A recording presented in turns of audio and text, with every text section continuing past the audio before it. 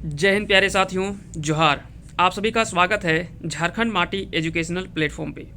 आइए शुरुआत करते हैं आज हम लोग कंप्यूटर के इस टॉपिक को।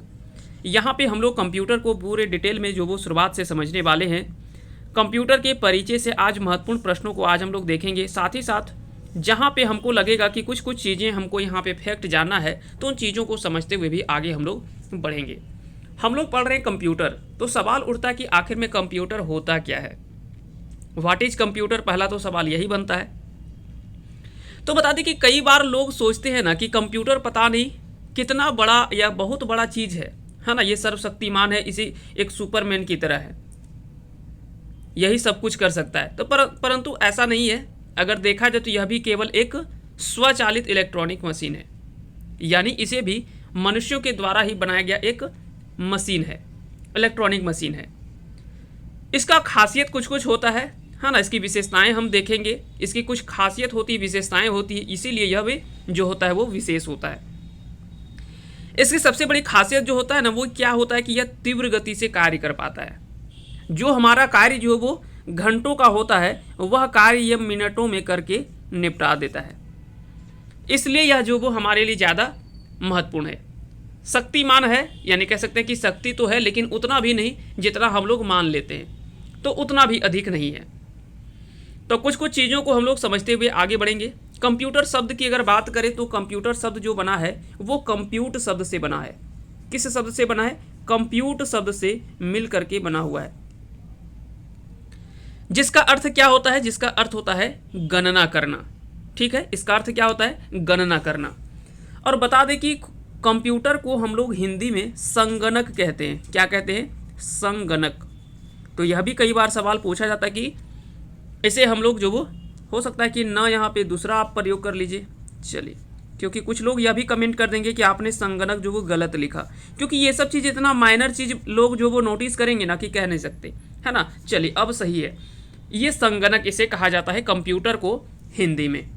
तो यह भी सवाल जो वो आपसे पूछे जाते हैं कि कंप्यूटर को हिंदी में क्या कहा जाता है, तो संगणक कहा जाता है। चलिए, अब हम लोग एक एक करके सभी चीज़ों को समझते हुए चलेंगे और सवालों को हम लोग कवर करते हुए चलेंगे। तो सबसे पहला सवाल भी तो आपका वही है कि कंप्यूटर क्या है। तो कंप्यूटर है क्या? कंप्यूटर एक इलेक्ट्रॉनिक मशीन है। क्या है? एक इलेक्ट्रॉनिक मशीन है। क्लियर हो गया? आगे बढ़ते हैं, आते हैं अगले सवाल पे। अगला सवाल है कि कंप्यूटर में जाने वाले डेटा को क्या कहा जाता है, या कंप्यूटर में जाने वाले डेटा को क्या कहते हैं। तो बता दें कि कंप्यूटर में जो भी डेटा डाला जाता है उसे हम लोग इनपुट कहते हैं। क्या कहते हैं? इनपुट कहते हैं। अब ये आपका कंप्यूटर यहाँ पे सामने आपको दिख रहा है। सबसे पहले क्या किया आपने, यहाँ पे आप कंप्यूटर में बैठे, यहाँ पे आपने क्या किया, कीबोर्ड में कुछ कुछ चीज़ें जो वो टाइप किया। ये टाइप करने के बाद में डाटा को कह सकते हैं कि आपने इनपुट किया, है ना, जो भी उसमें डाला। उसके बाद वो क्या होता है कि आगे का प्रोसेस होता है, आगे प्रोसेस करके वो आपको दे देता है। तो सबसे पहले सवाल यही उठता है कि डाटा आखिर में होता क्या है। तो डाटा क्या होता है ना कि यह एक अव्यवस्थित आंकड़ा या तथ्य कह सकते हैं। यह क्या होता है कि पहले व्यवस्थित रूप में नहीं होता है, एक आंकड़ा या तथ्य कह सकते हैं। यह प्रोसेस के पहले की अवस्था होता है। डाटा जो होता है वो क्या होता है? डेटा जो होता है वो प्रोसेस के पहले की प्रक्रिया है, क्योंकि वो प्रोसेस के पहले हम लोग डेटा यहाँ पे टाइप करते हैं, लिखते हैं। डाटा दो प्रकार की होते हैं, एक होता है संख्यात्मक डाटा और दूसरा होता है अल्फा न्यूमेरिक डाटा। संख्यात्मक डाटा में 0 से 9 तक ये अंकों का प्रयोग किया जाता है। उसमें से कई सारे डाटा का प्रयोग किया जाता है। जैसे आपको अगर मान लीजिए कर्मचारियों को वेतन देना हो, परीक्षा में अंक की प्राप्ति होती है, जनगणना करना होता है तो हम लोग यूज़ करते हैं। रोल नंबर अगर आपको देखना होता है तो वहाँ पे चेक कर सकते हैं। अंक गणितीय संख्याएं होता है, उसके बारे में हम लोग जान सकते हैं। तो डेटा पहला तो आपको समझ में आ गया, संख्यात्मक रूप में होता है। दूसरा क्या होता है? अल्फा न्यूमेरिक होता है। क्या होता है अल्फा न्यूमेरिक? इस तरह के डेटा में अंकों, अक्षरों तथा चिन्हों का प्रयोग किया जाता है। ठीक है, तो एक हमने संख्यात्मक डाटा देखा और दूसरा हमने अल्फा न्यूमेरिक डाटा देखा। क्लियर हो गया? तो इसमें से आपको चीज़ें याद रखना है। तो पहले आपने क्या किया, यहाँ पे टाइप किया कीबोर्ड में इनपुट यहाँ पे भेजा, वो प्रोसेस हुआ और प्रोसेस हो करके आपको जो वो एक इन्फॉर्मेशन के रूप में, सूचना के रूप में हमको आउटपुट निकल करके आता है। जैसे कुछ इस तरह से आप समझिए, सिंपल कहानी में आप अगर नहीं कुछ समझ में आ रहा तो आप इस तरह समझिए। आप अभी पढ़ रहे हैं, दिन रात पढ़ रहे हैं, किताबों को आपने पढ़ना शुरू किया, आगे चल करके क्या हुआ कि उसका प्रैक्टिस किया आपने, उसका आपने क्या किया, प्रैक्टिस किया, एग्जाम दिया, आगे चल करके वो क्या हुआ, रिजल्ट हुआ आपका, आगे चल करके क्या हुआ, रिजल्ट आया। रिजल्ट में आने के बाद में वो आपका आउटपुट नज़र आया कि नहीं भैया, हमने जो पढ़ा उसी का तो ये रिजल्ट है, रिजल्ट कोई दूसरा थोड़े ना है। जो हमने दिन रात पढ़ा उसको हमने फिर प्रैक्टिस किया, है ना, चीज़ों को मंथन किया कि क्या क्या पढ़ना है क्या नहीं पढ़ना है, उस पर हमने विचार किया, प्रोसेस हुआ, उसके बाद आपका फाइनल रिजल्ट आ गया। तो यही तो है, कंप्यूटर भी कुछ इसी प्रकार से काम जो वो करता है। ठीक है, तो इसका आंसर हो जाएगा ऑप्शन बी, इसका राइट आंसर हो जाएगा। अगला सवाल है कि कंप्यूटर में डेटा किसे कहा जाता है। कंप्यूटर में डाटा जो वो किसे कहा जाता है। तो अभी हमने बताया कि डाटा जो वो दो रूपों में होता है, चिन्ह के रूप में भी होता है, संख्यात्मक सूचना के रूप में भी होता है। तो इसका आंसर हो जाएगा ऑप्शन सी, इसका सही आंसर हो जाएगा। चिन्ह व संख्यात्मक सूचना को क्या कहा जाता है, डेटा कहा जाता है। आगे चलते हैं, आते हैं अगले सवाल पे। अगला सवाल है कि कंप्यूटर की विशेषताएं या कार्य निम्नलिखित में से एक नहीं है। तो कंप्यूटर की कई विशेषताएं हैं या कार्य कह सकते हैं, तो इनमें से कौन सा एक नहीं है ये आपको बताना है। तो कंप्यूटर की विशेषताओं में मुख्य रूप में 4 चीजें जो वो शामिल किया जाता है। क्या क्या होता है, तो 4 चीजों में जो सबसे पहला आता है वो है डाटा कलेक्शन। क्या है, डाटा कलेक्शन। डाटा कलेक्शन जिसको हम लोग क्या बोलते हैं, इसे हम कहते हैं डाटा संकलन। क्या कहते हैं इसे, डाटा संकलन कहते हैं। डाटा संचयन को क्या कहा जाता है, डाटा स्टोरेज। डाटा स्टोरेज, ठीक है। एक है डाटा निर्गमन, इसको कहा जाता है डाटा आउटपुट। क्या कहा जाता है इसे, डाटा आउटपुट। डाटा आउटपुट होता है। और एक चौथा होता है जिसको कहा जाता है डाटा संसाधन। क्या होता है, डाटा संसाधन। डाटा या डेटा जो भी बोले, है ना, डाटा संसाधन, ठीक है, डाटा संसाधन। इसको इंग्लिश में क्या बोला जाता है, डाटा प्रोसेसिंग बोला जाता है। क्या बोला जाता है, डाटा प्रोसेसिंग। तो ये आपके 4 भाग, मुख्य रूप में 4 विशेषताएं या कार्य के रूप में देखने को मिलता है कंप्यूटर की। पहला है डाटा संकलन जिसको डाटा कलेक्शन कहा जाता है। फिर है डाटा स्टोरेज यानी डाटा संचयन। तीसरा है आपका डाटा आउटपुट यानी डाटा निर्गमन। और चौथा है डाटा संसाधन यानी डाटा प्रोसेसिंग। तो इसमें से डाटा आकलन का जो वो ये एक विशेषता नहीं देखने को मिलता है। तो आंसर जो वो ए इसका बिल्कुल जो वो सही आंसर हो जाएगा। ऑप्शन ए इसका जो वो गलत है, यानी उसमें से एक नहीं है। अगला सवाल है कि सही कथन का चयन करें, इनमें से कौन सा कथन जो वो सही है। पहला, डाटा के बारे में लिखा है कि यह एक अव्यवस्थित आंकड़ा या तथ्य है, यह प्रोसेस के पहले की अवस्था है। तो ये तो बिल्कुल सही है, इसके बारे में हमने पहले चर्चा किया है। सूचना कहता है कि यह अव्यवस्थित डेटा को प्रोसेस करने के बाद प्राप्त परिणाम है जो व्यवस्थित होता है।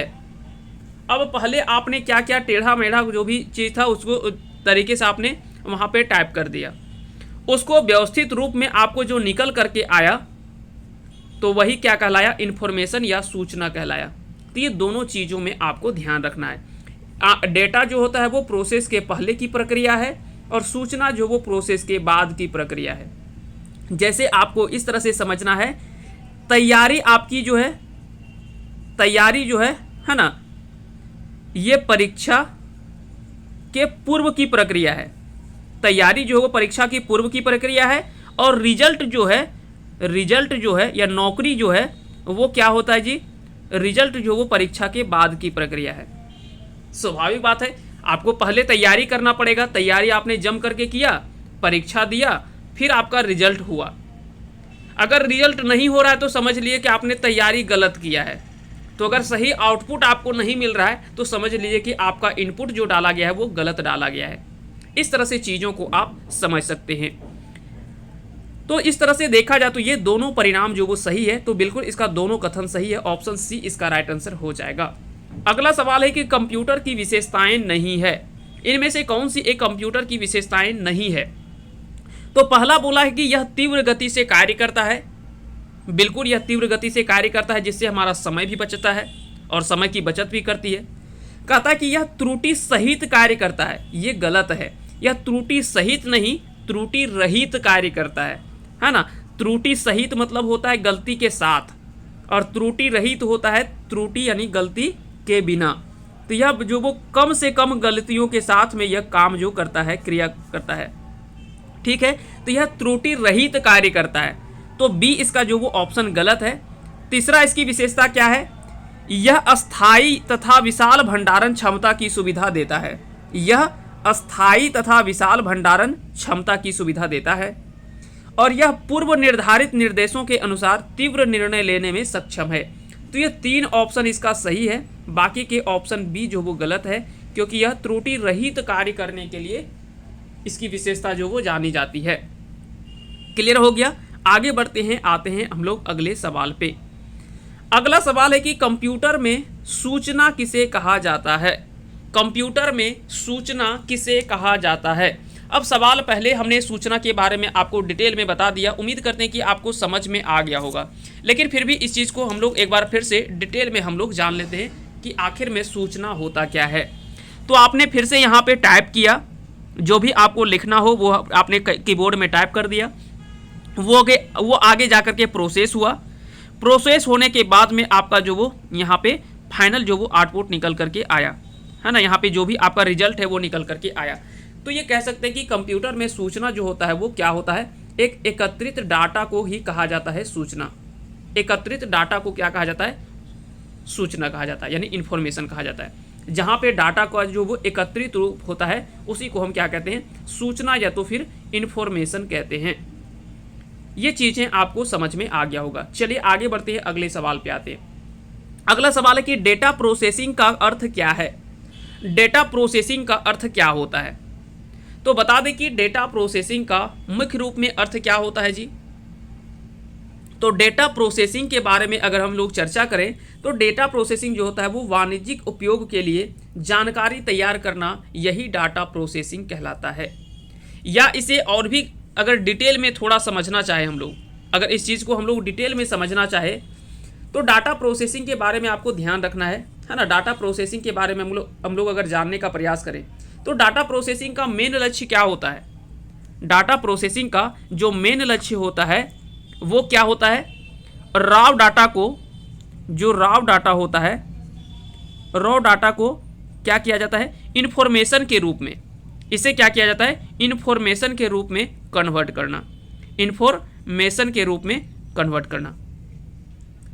तो इसका लक्ष्य क्या होता है? अव्यवस्थित डाटा जो होता है उसको व्यवस्थित डाटा प्राप्त करना, और जिसका उपयोग जो हो वो निर्णय लेने के लिए प्रयोग होता है ना। तो ये डेटा प्रोसेसिंग का मेन लक्ष्य होता है।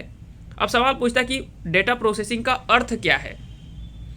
तो कंप्यूटर के निर्माण के पहले क्या था ना कि एक निश्चित लक्ष्य को प्राप्त करने के लिए डेटा का संकलन, संचयन, संसाधन और निर्गमन, 3 चीज़ हमने आपको बताया है ना। स्टोरेज, ये सभी के बारे में पहले हमने बता दिया आपको।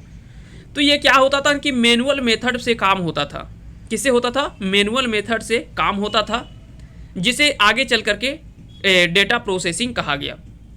जैसे जैसे टेक्नोलॉजी विकसित हुआ है ना, टेक्नोलॉजी का विकास हुआ, इन सभी कार्यों के लिए कंप्यूटर का उपयोग होने लगा, और इसे जो वो इलेक्ट्रॉनिक डेटा प्रोसेसिंग कहा जाने लगा, जिससे एक नया नाम निकल करके आया ईडीपी है ना। उसे क्या कहा जाने लगा? ईडीपी, यानी इलेक्ट्रॉनिक डेटा प्रोसेसिंग कहते हैं। तो डेटा प्रोसेसिंग का लक्ष्य मुख्य रूप में आपको याद रखना है कि रॉ डाटा यानी अव्यवस्थित आंकड़ा को क्या किया जाता है? इन्फॉर्मेशन के रूप में, यानी व्यवस्थित डाटा के रूप में प्राप्त करना, जिसका उपयोग आगे चल करके निर्णय लेने के लिए होता है। इसके प्रोसेसिंग के बारे में भी हम लोग आगे बात करेंगे। तो इसका आंसर क्या हो जाएगा? इसका आंसर हो जाएगा वाणिज्यिक उपयोग के लिए जानकारी तैयार करना, यही जो वो डेटा प्रोसेसिंग का अर्थ होता है। अगले सवाल पे आते हैं। अगले सवाल का है आपका कि कौन सा एक इलेक्ट्रॉनिक डिवाइस है जो डेटा को इन्फॉर्मेशन में कन्वर्ट करते हुए प्रोसेस करता है? कौन सा एक इलेक्ट्रॉनिक डिवाइस है जो डेटा को इन्फॉर्मेशन में कन्वर्ट करते हुए प्रोसेस करता है? तो इसे क्या कहा जाता है? तो बता दें कि इसे हम लोग कहते हैं प्रोसेसर। क्या कहा जाता है, इसे प्रोसेसर कहा जाता है। और ये पिक्चर के माध्यम से आप समझ सकते हैं ये है कंप्यूटर का प्रोसेसर। आपको यहाँ पे ये खुला पड़ा हुआ है इसलिए आपको चीज़ें समझ में नहीं आएगा कि आखिर में इसका महत्व क्या होता है। कई लोगों के लिए लगेगा ये तो एक बोर्ड दिख रहा है, इसका मतलब क्या होता है। चलिए, तो ये आपको याद रखना, यह एक प्रोसेसर है। ठीक है, तो डाटा को इन्फॉर्मेशन में कन्वर्ट करने का काम जो होता है करते हुए प्रोसेस करता है, तो वो कौन, प्रोसेसर करता है। क्लियर हो गया। आगे बढ़ते हैं अगले सवाल पे। अगला सवाल है कि कंप्यूटर प्रोसेस द्वारा किस इन्फॉर्मेशन में परिवर्तित किए जाते हैं। तो कंप्यूटर प्रोसेस द्वारा किसे इन्फॉर्मेशन में परिवर्तित किए जाते हैं। तो पहले हम लोग डालते क्या है उसमें जी, आखिर में इन्फॉर्मेशन किसे देगा, डेटा डालेंगे तब तो पहले हम लोग जो को कंप्यूटर में डाटा डालते हैं। और कंप्यूटर की अपनी कोडिंग भाषा होती है, इसके बारे में हम लोग आगे बात करेंगे। जब हम लोग आगे पढ़ेंगे तो उसमें भी हम लोग देखेंगे कि कंप्यूटर का अपना कोडिंग भाषा होता है। केवल ये हम लोगों का अपना भाषा नहीं समझता है, ये कोडिंग भाषा समझता है कंप्यूटर। तो उसकी कोडिंग भाषा कौन सी होती है, तो उसके बारे में हम लोग आगे चर्चा करेंगे अगली कक्षाओं में। तो याद रखेंगे इसका आंसर हो जाएगा ऑप्शन सी, यानी डेटा को जो वो प्रोसेस, कंप्यूटर प्रोसेस द्वारा डेटा को इन्फॉर्मेशन में परिवर्तित किए जाते हैं। तो इसका आंसर हो जाएगा ऑप्शन सी, इसका सही आंसर हो जाएगा। अगला सवाल है कि एटीएम का पूर्ण रूप होता है। एटीएम का पूरा रूप क्या होता है, यानी इसका फुल फॉर्म क्या होता है। तो इसे ऑटोमेटेड टेलर मशीन या ऑटोमेटिक टेलर मशीन भी कहा जाता है ना। तो एटीएम का कई बार पूर्ण रूप भी पूछा जाता है कि एटीएम का पूरा रूप क्या होता है ना। यहाँ से भी कई बार सवाल जो वो पूछे जाते हैं। तो इसे ऑटोमेटिक टेलर मशीन या ऑटोमेटेड टेलर मशीन इसे कहा जाता है। आंसर हो जाएगा ऑप्शन डी, इसका सही आंसर हो जाएगा।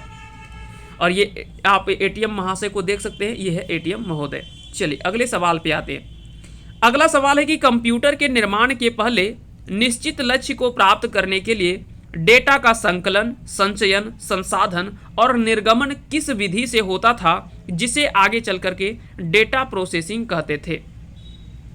तो बता दें कि यह विधि था कोई और नहीं, उस विधि का नाम था हस्तचालित विधि। इसे कहा जाता था हस्तचालित विधि, है ना। इसको इंग्लिश में मैनुअल मेथड कहा जाता है। क्या कहा जाता है, मैनुअल मेथड कहा जाता है ना। इसको मैनुअल मेथड कहा जाता था। तो इसका याद रखेंगे, मैनुअल मेथड से ही होता था वो सारी चीज़ें। ठीक है, आगे जैसे जैसे कंप्यूटर का विकास होता है ना, जैसे जैसे टेक्नोलॉजी का विकास हुआ, उन सभी कार्यों के लिए जो वो कंप्यूटर का उपयोग होने लगा और इसे इलेक्ट्रॉनिक डेटा प्रोसेसिंग कह दिया गया, जो कि आगे चल करके ईडीपी निकल करके ईडीपी एक शब्द आया जिसका अर्थ होता है, फुल फॉर्म क्या होता है, इलेक्ट्रॉनिक डेटा प्रोसेसिंग कहते हैं इसे। डेटा प्रोसेसिंग का मुख्य लक्ष्य क्या था, तो जो अव्यवस्थित डाटा होता है उसको व्यवस्थित डाटा के रूप में परिवर्तित करना। जैसे आप इस रूप में समझिए, यहाँ पे आपने क्या किया, कोई भी डाटा को डाला है ना। यहाँ पे इनकमिंग डाटा मान लेते हैं, इनकमिंग डाटा। यहाँ से आपने क्या हुआ, इनपुट डाला। यहाँ पे आपने क्या किया, इनपुट डाला, इनपुट हुआ। आगे चल करके वो प्रोसेस किया, आगे चल करके वो प्रोसेस किया, और फिर वो प्रोसेस होने के बाद में आगे चल करके वो आउटपुट दिया, है ना, आउटपुट दिया। और फाइनली ये आउटपुट के बाद में आपका जो वो इन्फॉर्मेशन निकल करके आया, जिसको हम लोग आउटगोइंग इन्फॉर्मेशन कहते हैं, है ना। इन्फॉर्मेशन आगे चल करके वो निकल करके आया, जिसको हम लोग क्या कहते हैं, आउटगोइंग इन्फॉर्मेशन, है ना, जो कि रिजल्ट हम लोग बोलते हैं, फाइनल रिजल्ट। तो ये प्रोसेस होता है कंप्यूटर का। चलिए आगे बढ़ते हैं, अगले सवाल पे आते हैं। ईडीपी क्या है। तो ईडीपी क्या है, इलेक्ट्रॉनिक डाटा प्रोसेसिंग, इसका जो वो पूर्ण रूप होता है। इसका आंसर पहले हमने आपको बता दिया है, इसका आंसर हो जाएगा ऑप्शन डी। अगला सवाल है कि डेटाबेस में फील्ड्स कैलकुलेशन के करने के लिए प्रयुक्त नंबर स्टोर करते हैं। तो डेटाबेस में न्यूमेरिक फील्ड्स कैलकुलेशन करने के लिए प्रयुक्त नंबर स्टोर करते हैं। तो इसका आंसर हो जाएगा न्यूमेरिक, है ना। तो इसका आंसर हो जाएगा ऑप्शन सी, इसका सही आंसर हो जाएगा। अगला सवाल है कि कंप्यूटर में गीगो का पूर्ण रूप क्या है। कंप्यूटर में गीगो क्या अर्थ होता है इसका। तो बता दें कि इसका अर्थ होता है garbage in garbage out. Garbage in garbage out, इसका अर्थ क्या होता है, तो इसके बारे में आगे हम लोग चर्चा करेंगे। आखिर में होता क्या है गीगो, ये है ना। गीगो का अर्थ क्या होता है, तो पूरा फुल फॉर्म आपको याद रखना है, गार्बेज इन गार्बेज आउट, इसका अर्थ होता है ये। अब हम लोग आगे बात करते हैं, अगला सवाल है सवाल आपका है कि गीगो शब्द किससे संबंधित है। गीगो शब्द जो है वो किससे संबंधित है। तो बता दें कि गीगो शब्द जो है वो एक्यूरेसी से संबंधित है। किससे संबंधित है? एक्यूरेसी से संबंधित है। अब इसके बारे में बताने के पूर्व में और इसको समझने के लिए एक हम लोग एग्जाम्पल के रूप में समझते हैं। आपने क्या किया, ये बबूल का पेड़ है ना, ये आपने देखा होगा बबूल का पेड़ है। अब आपने क्या किया कि बबूल के पेड़ को आपने लगाया है और आप गए वहाँ पे तोड़ने के लिए आम। बोलेंगे ये कैसे होगा, बबूल का आपने पेड़ रोपा है और आम खोजेगा तो कैसे मिलेगा? बबूल का पेड़ में आम कभी मिल सकता है क्या? नहीं मिलेगा, काहे कि आपने वैसा काम ही नहीं किया है। आम का पेड़ लगाते तब ना आम मिलता। तो ठीक उसी प्रकार से यहाँ पे कहता है कि अगर आप कचरा डालेंगे तो वहाँ पे कचरा ही निकल करके आएगा। अगर कचरा डालेंगे तो कचरा भी निकल करके आएगा, है ना। आगे निकल करके क्या आएगा? कचरा ही निकल करके आएगा। तो यहाँ पे सब सिंपल क्या है मीनिंग इसका कि जो आप डालेंगे यानी जो आप बोएंगे वही चीज़ आगे चल करके निकलेगा और निकल करके आएगा। तो सिंपल इसका यही मीनिंग है ना। इसके बारे में आपको हम सिंपल आपको बता दें कि गीगो का अर्थ क्या होता है, garbage in garbage out. Computer विज्ञान में यह एक कंसेप्ट है जो बताता है कि इनपुट की एक्यूरेसी पर ही आउटपुट की एक्यूरेसी निर्भर करती है। यानी जितना एक्यूरेसी के साथ में आप इनपुट करेंगे यानी डाटा को डालेंगे, उतने ही एक्यूरेसी के साथ आपको कंप्यूटर जो वो आउटपुट यानी रिजल्ट आपको निकाल करके देगा। तो ये सिंपल इसी का अर्थ होता है गीगो। क्लियर हो गया? और यह किससे संबंधित है? तो एक्यूरेसी से संबंधित है। आगे बढ़ते हैं अगले सवाल पे।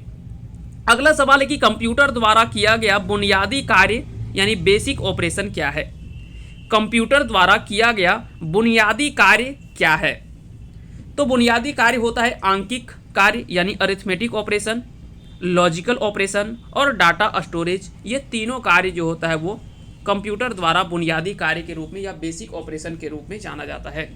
हमने कोशिश किया है कि अधिक से अधिक इंग्लिश वर्ड को भी यूज किया जाए, क्योंकि आपको पता है कि कंप्यूटर में केवल हिंदी वर्ड से समझने में काफ़ी ज़्यादा दिक्कत होती है। इंग्लिश में बहुत ज़्यादा अच्छा सेंस देता है चीज़ों को समझने में, और हिंदी में आप बहुत अच्छे से नहीं समझ पाते हैं। तो इसका आंसर क्या हो जाएगा? ऑप्शन डी इसका जो वो बिल्कुल सही आंसर हो जाएगा। अगले सवाल पे आते हैं। अगला सवाल है इनपुट का आउटपुट में रूपांतरण किसके द्वारा किया जाता है। तो इनपुट का आउटपुट में रूपांतरण किसके द्वारा किया जाता है, ये सवाल है। और आप क्वेश्चन कह सकते हैं कि फिगर से आपने अच्छे से समझ लिया होगा कि फिगर में यहाँ पे क्या है। तो बता दें कि इसका जो सही आंसर होगा वो निकल करके आएगा ऑप्शन डी यानी सीपीयू।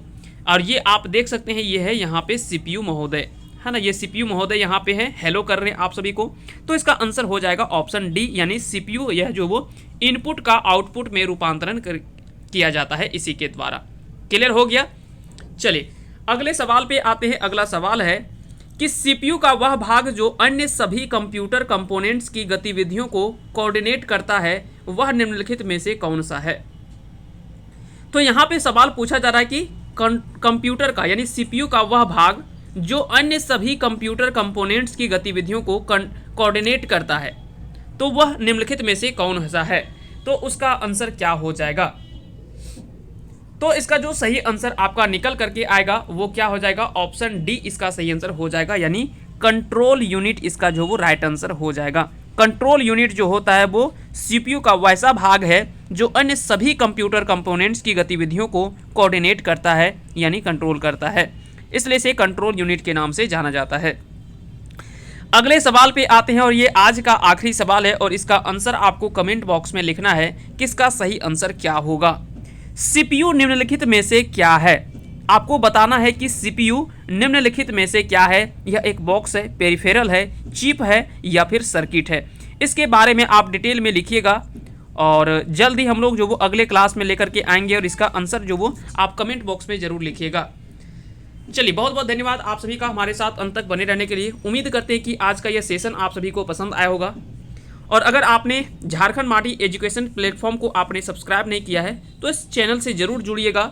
यहाँ पे आपको सभी सब्जेक्ट के जो वो टाइम पे अच्छे कंटेंट के साथ में आपको यहाँ पे डिलीवर किया जाता है। तो बहुत बहुत धन्यवाद आप सभी का हमारे साथ एक बार फिर से बने रहने के लिए।